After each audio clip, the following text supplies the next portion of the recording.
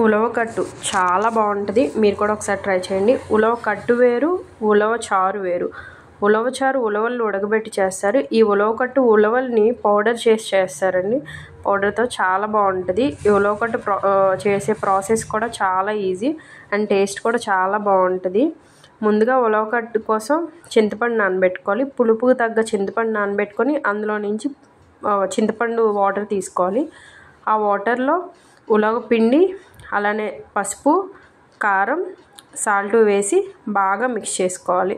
Mix అయిన తర్వాత పక్కన పెట్టుకొని ఒక ప్యాన్లో ఆయిల్ వేసుకొని, ఆయిల్ హీట్ ఎక్కిన తర్వాత మినప్పప్పు, ఆవాలు, జీలకర్ర, వెల్లుల్లి, కరివేపాకు, కట్ చేసిన ఆనియన్స్, అలానే పచ్చిమిర్చి వేసుకోవాలి.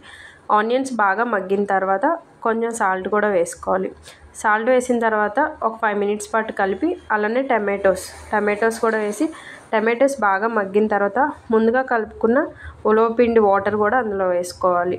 అంతే, ఉలవపిండి వాటర్ వేసిన తర్వాత దగ్గరికి బాయిల్ అవ్వాలండి. ఉలవపిండి బాయిల్ అయిపోతే చాలు. కొత్తిమీర వేసుకుంటే చాలా టేస్టీ ఉలవకట్టు రెడీ.